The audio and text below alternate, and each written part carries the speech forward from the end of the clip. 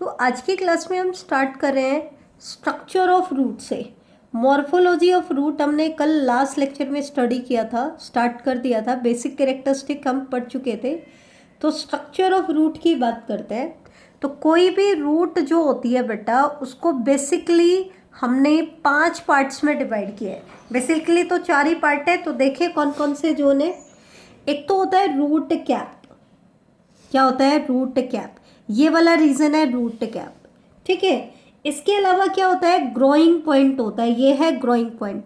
Growing point को ही meristematic zone भी कहा जाता है। क्या कहा जाता है? Meristematic zone.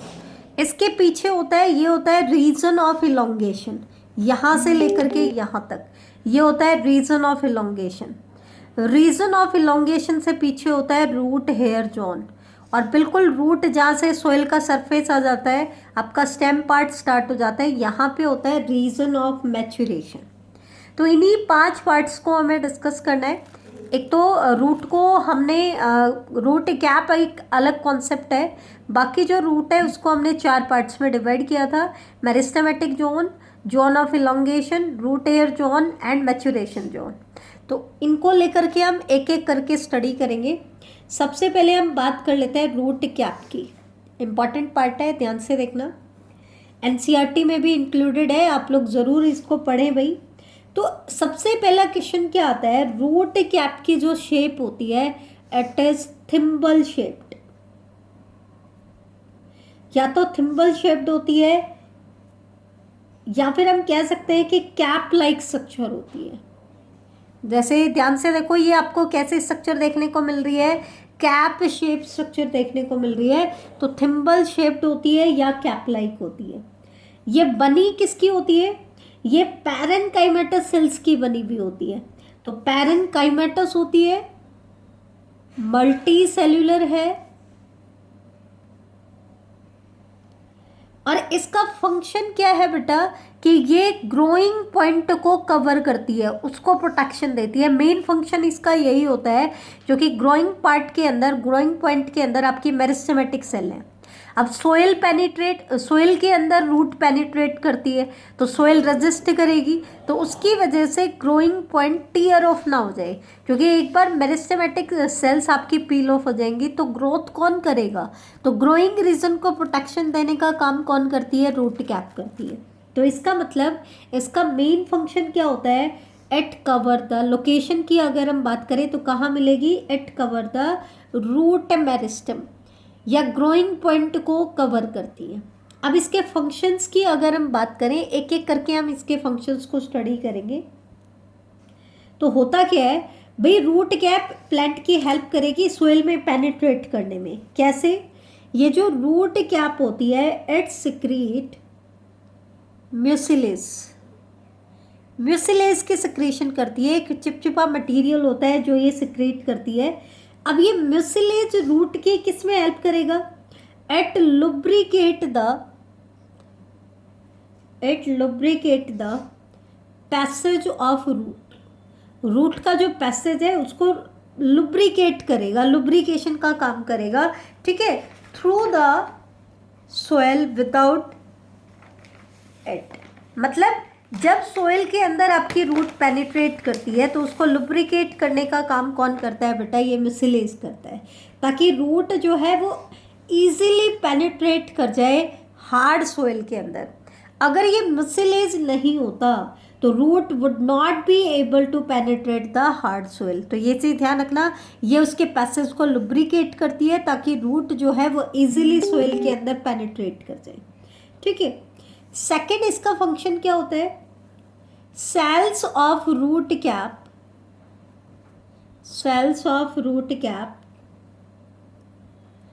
being rich in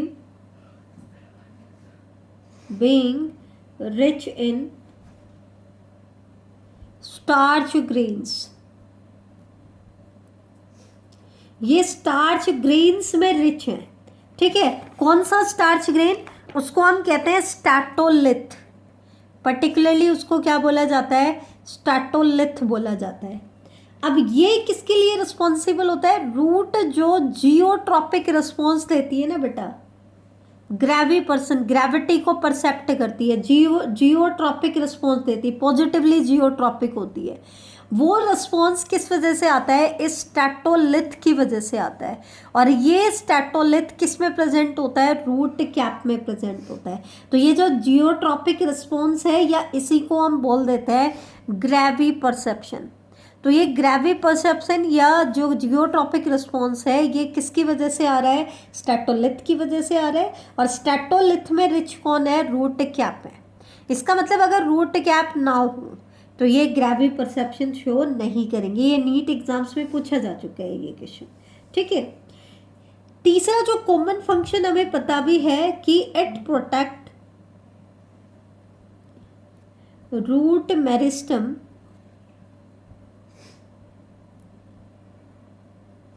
from friction of the particles. Friction of the particles, जो पार्टिकल सोयल पार्टिकल्स हैं उनकी वजह से जो फ्रिक्शन क्रिएट हो रहा है, उस फ्रिक्शन से क्या कर रहा है? रूट को प्रोटेक्ट कर रहा है, ठीक है। In this process it's outer cell are continuously peeled off. अब जो रूट कैप की जो आउटर सेल्स होती है ना, क्योंकि जब वो सोयल में पेनिट्रेट होती है तो they continuously peeled off. Its outer cells continuously peeled off, और उनकी जगह पे क्या होता है जाता है? नई सेल्स आती जाती हैं and replaced by new sales. अब आपको पता है न्यू सेल्स बनाने का काम सिर्फ कौन कर सकता है? Meristematic tissue. अब ये रूट कैप ग्रोइंग पॉइंट को प्रोटेक्ट कर रहा है, तो ग्रोइंग पॉइंट इतना तो कर ही सकता है कि इसकी जो सेल्स पील ऑफ हो रही है उनकी जगह पे क्या कर दे? नई सेल्स को ऐड कर दे, ठीक है। तो क्योंकि इसका काम होता है रूट मेरिस्टम को सोयल पार्टिकल्स के फ्रिक्शन से बचाना, तो होता क्या है कि इस बचाने के चक्कर में इसकी आउटर सेल्स जो है वो कंटिन्यूसली पिल्ड ऑफ होती रहती हैं और न्यू सेल से रिप्लेस होती रहती है। और उन न्यू सेल्स को कौन बनाता है? रूट मेरिस्टम बनाता है। अब नॉर्मली तो वो पील ऑफ हो जाती है, लेकिन नॉर्मली एक रूट में एक रूट कैप होती है, लेकिन कुछ एक्सेप्शंस हमें देखने को मिलेंगे। एक्सेप्शंस क्या है? जैसे कि एक एक्सेप्शन आता है पेंडानस का। पेंडानस जो है इसको हम स्क्रू पाइन भी बोलते हैं या फिर कियोरा भी बोला जाता है। इसके केस में क्या होता है बेटा? मल्टीपल रूट कैप्स आपको देखने को मिलेंगी, मल्टीपल रूट कैप्स। अब नॉर्मली तो एक रूट में एक ही रूट कैप होती है, अब यहाँ पे मल्टीपल रूट कैप्स क्यों देखने को मिली? Due to absence of soil friction, क्योंकि पेंडानस जिस सोयल में एग्जिस्ट करता है वहाँ पे सोयल फ्रिक्शन एब्सेंट है। अब सोयल फ्रिक्शन की वजह से आउटर सेल्स पील ऑफ नहीं हो रही, लेकिन मेरिस्टेमेटिक सेल्स नई सेल्स को ऐड करता रहता है, तो जिसकी वजह से मल्टीपल रूट कैप्स की फॉर्मेशन हो जाती है, ठीक है। दूसरा क्या है? कुछ एक्वेटिक, दूसरा एक्सेप्शन आता है कुछ एक्वेटिक प्लांट्स का। एक्वेटिक प्लांट्स की रूट्स को अगर हम देखें, एक्वेटिक प्लांट्स कौन कौन से? जैसे कि इकॉर्निया,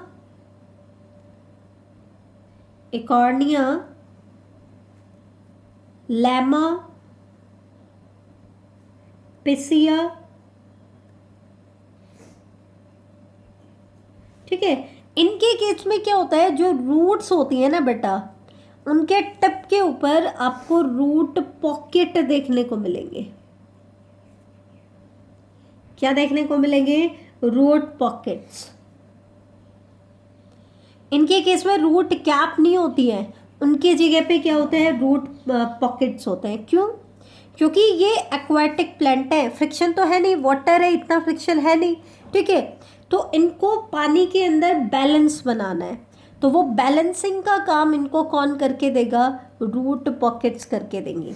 तो इनके केस में रूट कैप एब्सेंट होती है, रूट कैप की जगह पे इनमें क्या होती है बेटा? रूट पॉकेट्स होती हैं, ठीक है। इवन जो एपिफाइट्स होते हैं, एपिफाइट्स मतलब जो दूसरे प्लांट्स पे सरवाइव करते हैं, या फिर जो पैरासाइट्स होते हैं, पैरासाइट्स, जो पैरासिटिक प्लांट होते हैं, या फिर जो हाइड्रोफाइट्स होते हैं, जैसा कि हमने कहा पानी में रहने वाले प्लांट्स जो हैं, या फिर जो प्लांट माइकोरहिजल रूट्स एसोसिएशन कर लेते हैं, इनके केस में भी रूट कैप क्या होती है बेटा, एब्सेंट होती है। ये एक्सेप्शंस में आता है। रूट कैप क्या होती है, एब्सेंट होती है। ठीक है। कुछ एंजियोस्पर्म ऐसे हैं जिनमें रूट ही नहीं होती है। ये आपसे कई बार एग्जामिनर पूछ लेगा कि रूटलेस एंजियोस्पर्म के एग्जाम्पल बताओ। तो रूटलेस एंजियोस्पर्म का एग्जाम्पल आता है वॉल्फिया एंड यूट्रिकुलेरिया। तो ये तो थे आपके रूट कैप के बेसिस पर हमने बता दिया। एक पॉइंट याद आ गया था, रूटलेस एंजियोस्पर्म का कई बार एग्जामिनर क्वेश्चन पूछ लेता है। ऐसे एंजियोस्पर्म जिनमें रूट नहीं होती, तो वॉल्फिया, यूट्रिकुलेरिया। ठीक है। तो ये तो था आपका पहला पॉइंट, रूट कैप। इसके बाद हम ऊपर बढ़े तो सेकंड पॉइंट क्या आता है, ग्रोइंग पॉइंट। सेकंड पॉइंट क्या आता है, ग्रोइंग पॉइंट, या ग्रोइंग पॉइंट को हम क्या कहेंगे बेटा, मेरिस्टेमेटिक जोन। क्या कहेंगे, मेरिस्टेमेटिक जोन। ठीक है। अब नाम से ही पता चल रहा है कि इस जोन के अंदर जितनी भी सेल्स होंगी they are meristematic. Meristematic activity show करेंगी, मतलब डिवीजन करेंगी। अब सबसे पहला क्वेश्चन आता है कि ग्रोइंग पॉइंट कितना लंबा होगा, रूट के अंदर कितना हिस्सा ग्रोइंग पॉइंट में आएगा। तो ये सिर्फ 1 मिलीमीटर इन लेंथ होता है, बहुत छोटा पार्ट होता है, 1 मिलीमीटर लेंथ का होता है। ठीक है। किस पोजीशन पे लोकेटेड होता है, सब टर्मिनल। ये हम पहले ही बता चुके हैं। सब टर्मिनल क्यों, क्योंकि टिप के ऊपर तो आपका क्या होता है, रूट कैप होता है। ठीक है। अब ये कैसे सेल्स का बना है, मेरिस्टेमेटिक सेल्स तो है ही, और मेरिस्टेमेटिक सेल्स की प्रॉपर्टी होती है कि उनके अंदर डेंस साइटोप्लाज्म होता है, डेंस प्रोटोप्लाज्म होता है। तो वो तो है ही है। इसके अलावा ये जो सेल्स होती हैं सारी की सारी एक ही डायमेंशंस की होती हैं, मतलब आइसो डायमेट्रिक होती है। आइसो मतलब सेम, डायमेट्रिक मतलब डायमेंशंस, सेम डायमेंशंस की होती हैं, कॉम्पैक्टली अरेंज्ड होती हैं, कॉम्पैक्टली अरेंज्ड होती हैं। एंड जो आपकी मेरिस्टेमेटिक सेल्स होती हैं ना बेटा, वो हमेशा थिन वॉल्ड होती हैं। क्यों, क्योंकि इन सेल्स को हमेशा डिवीजन करते रहना पड़ता है। तो क्योंकि ये डिवाइड कर रही है तो सेल वॉल कभी भी थिक नहीं हो सकती है। इनकी सेल्स कैसी होती हैं, थिन होती हैं, थिन वॉल्ड होती हैं। और मेरिस्टेमेटिक सेल्स कैसी हैं, जो डिवीजन करेंगी। अब क्वेश्चन आता है कि ग्रोइंग पॉइंट या मेरिस्टेमेटिक जोन किस लिए चाहिए। तो नाम से ही पता चल रहा है कि ये नई सेल्स को प्रोड्यूस करेगा, जो नई सेल रूट कैप को भी रिप्लेस करेंगी, उसकी वर्न आउट सेल्स को भी, और साथ में रूट के बेसल रीजन, रूट की लेंथ को भी बढ़ाएंगी। ठीक है। तो they are essential for the growth of the root. Root की ग्रोथ के लिए क्या है, एसेंशियल है। ये चीज आप ध्यान रखना। ये था इनका मेरिस्टेमेटिक जोन। अब हम आते हैं नेक्स्ट पार्ट की तरफ। इससे ऊपर ग्रोइंग पॉइंट से ऊपर अगर हम जाएं तो हमारा क्या आता है, जोन ऑफ इलोंगेशन।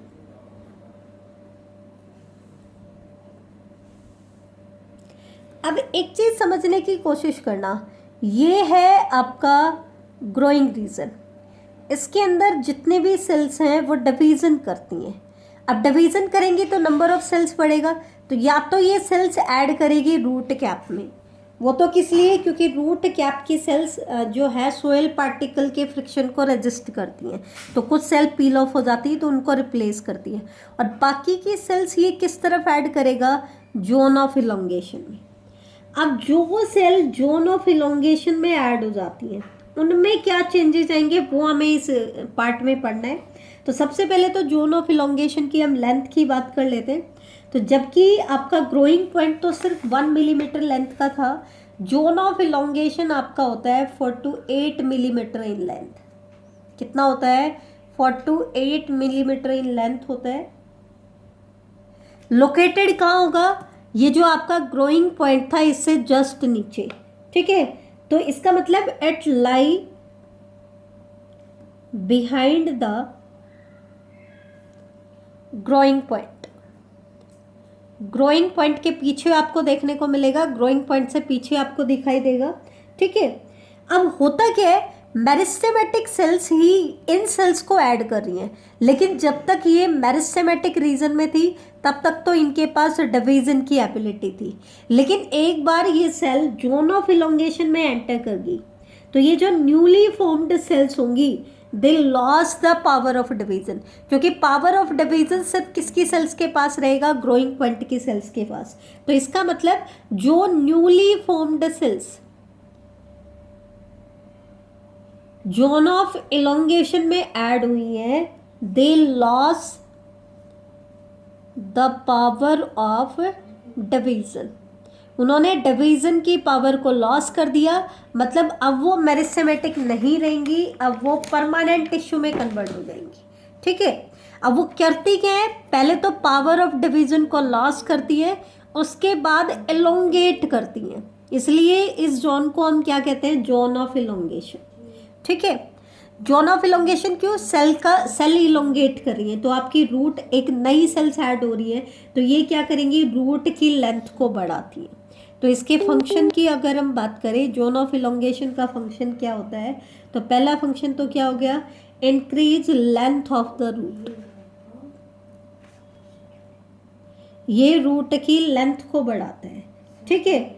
दूसरा क्या है, हालांकि मेन जो वाटर एब्जॉर्प्शन का काम होता है वो रूट एयर जोन का होता है, लेकिन जोन ऑफ इलोंगेशन की भी जो एक्सटर्नल सेल्स हैं, बाहर की तरफ वाली जो सेल्स हैं, they also possess the power of absorption of water and mineral.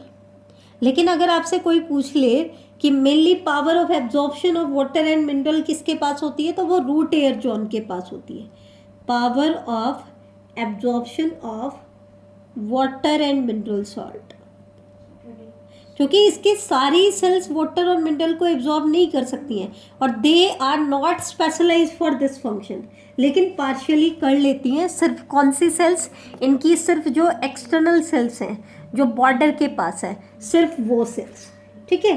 तो ये था बेटा आपका जोन ऑफ इलोंगेशन के बारे में। अब हम आते हैं last part, that is second last part, that is root hair zone. ये रूट का सबसे मेन पार्ट है जो वाटर और मिनरल एब्जॉर्प्शन में इन्वॉल्व होता है। वैसे तो हम कहते हैं रूट क्या करती है, वाटर और मिनरल को एब्जॉर्ब करती है, लेकिन कभी भी पूरा का पूरा रूट का पार्ट वाटर और मिनरल को एब्जॉर्ब नहीं करता है। मेनली उसके लिए कौन स्पेशलाइज होता है, रूट हेयर जोन।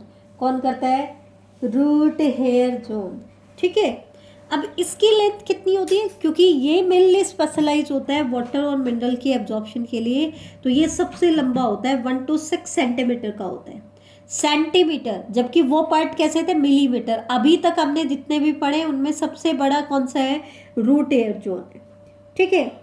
इसी को जोन ऑफ मैच्योरेशन या डिफरेंशिएशन भी कहते हैं, ठीक है। Some of the outer cells of this zone give rise to lateral tubular outgrowth called root hair. इसको रूट एयर जोन क्यों कहते हैं, क्योंकि इस जोन में जो सेल्स ऐड होती हैं वो मैच्योर हो जाती हैं और डिफरेंशिएट करती है, और इनकी कुछ सेल्स आगे जाकर के रूट हेयर्स बना लेती हैं। क्या बना लेती है बेटा, रूट हेयर्स। कुछ लेटरल सरफेस अपेंडेजेस बनाना शुरू कर देती है, जिनको हम कहते हैं ट्यूबुलर आउटग्रोथ शो करती हैं, जिनको हम कहते हैं रूट हेयर। अब क्योंकि इस जोन में रूट हेयर्स की फॉर्मेशन हो रही है, इसलिए इस जोन को क्या कहा जाता है, रूट हेयर जोन भी कहा जाता है, ठीक है।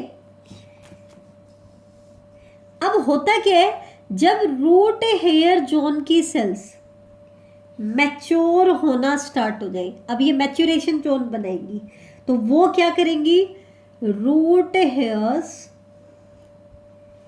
श्राइवल,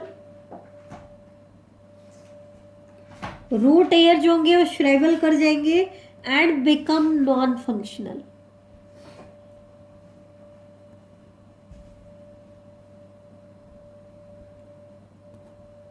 ठीक है।